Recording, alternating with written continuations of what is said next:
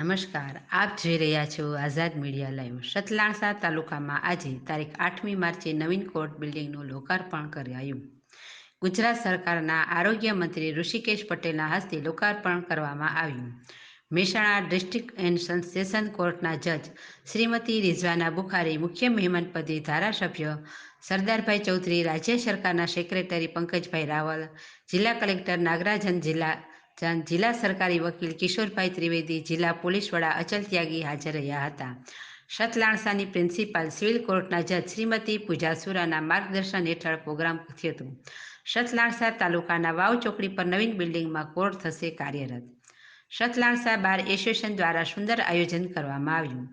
સતલાણસા હવે કોર્ટના કામે આવનાર લોકોને મળશે સુવિધા. કોર્ટ પરિસરમાં હવે વકીલ મિત્રો માટે બાથરૂમ સહિત બેઠક વ્યવસ્થા પણ સરસ રીતે મળશે. ગઢવાડા પંથકમાં વાવ ખાતે રોડ ટચ નવીન બિલ્ડિંગ હોઈ લોકોને ન્યાય મેળવવા તેમજ અહીંયા નવીન બિલ્ડિંગ એક યાદગાર સંભારણ બની જાય તેવું સતલાણસા તાલુકા પ્રિન્સિપાલ જજ શ્રી પૂજા સુરાનાએ સ્વાગત પ્રવચન કરતા જણાવ્યું હતું. સતલાણસા જીવનધારા 3 રસ્તાથી વાવ ચોકડી સુધી વિકાસ થશે અને પોલીસ ચોકી પણ કાયમી બને તેવી માંગ પણ છે, જેનાથી ગુનેગારો અને અસામાજિક તત્વો પણ દૂર થશે. ગઢવાડા પંથકમાંથી મોટી સંખ્યામાં આગેવાન ભાઈઓ અને બહેનોએ હાજર રહી આ કોર્ટ કચેરીના નવીન મકાન ઉદ્ઘાટન સમારંભમાં 4 ચાંદ લગાવી કાર્યક્રમ સફળ કર્યો હતો.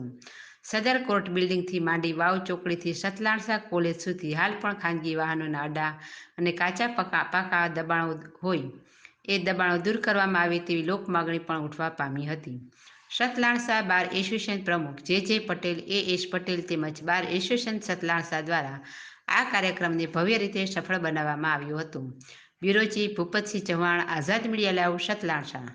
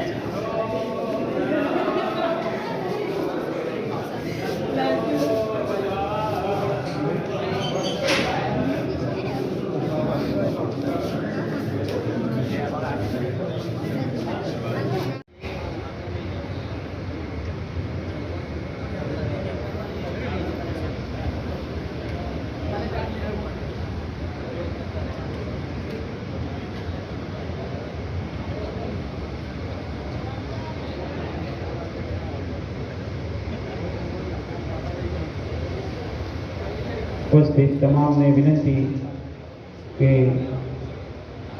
આપ સૌ આપનું સ્થાન ગ્રહણ કરવા વિનંતી.